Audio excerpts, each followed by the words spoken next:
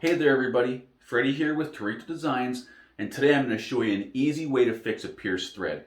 If you're ever hand stitching items together like leather bags, purses, wallets, or any other material, it's bound to happen every once in a while. Whether you're a rookie or not, you're going to pierce a thread, you're going to get a knot in it, and you're going to be super frustrated. You want to pull your hair out, especially if it's on a nice, perfectly straight stitch line that's highly visible. You don't want to have to put that back stitch in there that people are going to see because you had to cut your thread and start over.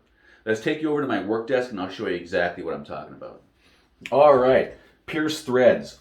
All right, I have the perfect example here. That's why I wanted to make this video.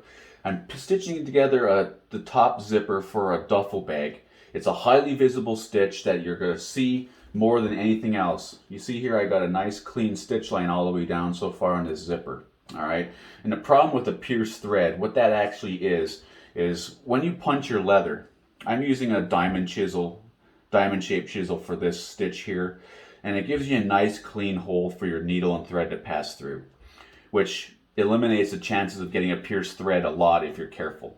But if you're stitching through a material like a zipper tape, some nylon, or I got some canvas lining here on the inside of this bag, that hole isn't quite as prominent on this back side, if you can see there. You can see the holes really nicely there, but on this back here, because of that fabric, you can't quite see those stitch holes, and they're not as precise as you want them to be. So it's a lot easier as your threads are passing through to pierce one of the other threads. And what that is when you're hand stitching, saddle stitch, your two threads are coming through the hole like this, your needles, and they're passing through each other, and you're pulling them out like this. And as those threads pass through each other through that hole, if your hole is really tight, like on this one, or if you're not really careful, what'll happen as you're passing those needles through, that one needle will pierce through this thread, just like this, and then you'll pull it through and you'll get a knot. All right, and I got a perfect example of right here of I pierced my thread. All right, your thread actually isn't just one piece. It's actually made up of a bunch of tiny threads woven together or spun together. So if you can actually twist it in the opposite direction, and you can make them come apart. All right, and you can see the individual actual threads that make it up. All right, this is just a wax thread. It's I think a 0.8 millimeter thread. It's basically the only one I use most of the time. But an easy way to fix that is, you can see here where the thread is intertwined in each other and it's pulling it apart. Normally, what a lot of people will do is they'll just get frustrated and they'll just cut the thread and start over again.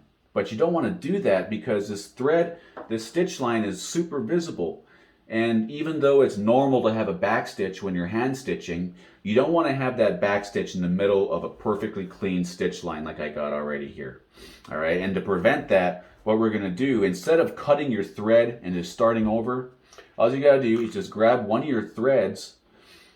Doesn't really matter which one, whichever is easiest to access. For this job, what I'm gonna have to do is actually pull out one of these other threads backwards to go through it. So what I'm going to do, instead of cutting my thread, I'm just going to take this off the needle, just like this. Okay, I'm just going to take that off the needle, and then what I'm going to do is I'm going to pull it through, back through the hole that I originally came through. All right, so then you don't have to worry about piercing your thread again as you pass that needle back through the hole. See, and now you got no needle on this end of the thread, and now all you got to do is just pull it through the thread just like that. Pull it tight, kind of work it with your hand, and ta-da, no more pierced thread. All right, super great. All you got to do is put your needle back on. There's a couple different ways to thread your needle. This is how I do it. I just put it through like this, and I go up to the top.